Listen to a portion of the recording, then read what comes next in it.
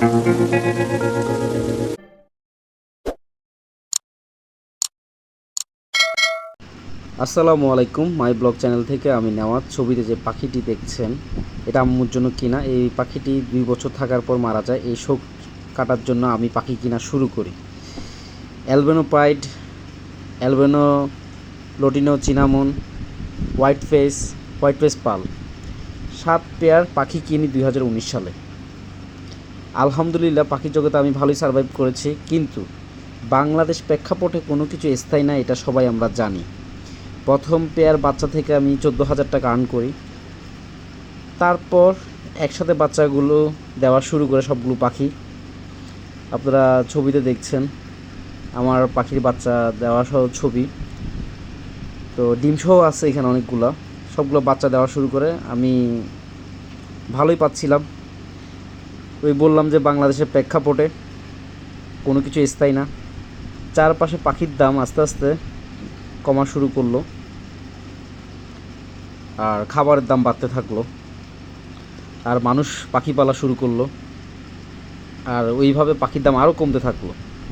তো আমি ককটেল সাথে সাথে অন্যান্য পাখিও কিনা শুরু করলাম।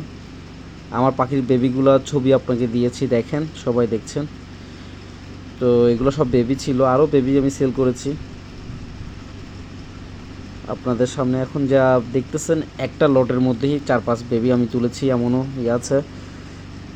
আমি অ্যালবনও তুলেছিলাম 4-5টা একবারে এক সিজনে, আবার গ্রে তুলেছি, চিনামন তুলেছি, হোয়াইট তুলেছি।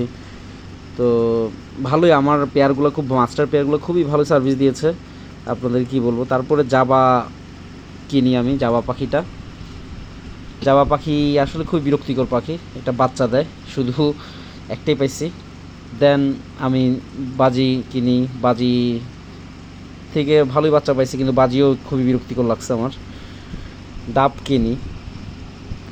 আপনার বাজির কিছু বাচ্চা আমি তুলছি, ভালোই তুলছি, কিন্তু বাজি কামড় দেয়, অনেক প্রবলেম করে, আসলে বাচ্চারও সমস্যা করে, মারামারি করে। ডাবের কথা বললাম, ডাব কিন্তু খুবই, আমার ককটেলের পর থেকে ডাবই আমি সাকসেস বেশি হয়েছে, ডাব মানুষের আগ্রহ বেশি। তারপরে আমি পিন্স কিনি, হোয়াইট পিন্স, অ্যালবেনো পিন্স যেগুলোই বলেন। এই পিন্সের বাচ্চাও দেয় একসাথে, কিন্তু পিন্সের যে প্রাইসটা আসলে ওইটা পোষায় না, খাবার টাবার থেকে শুরু করে টেক কেয়ার থেকে শুরু করে অনেক ঝামেলা মনে হয়েছে। তো আপনাদের সাথে শেয়ার করলাম। ভালো থাকবেন, আসসালামু আলাইকুম।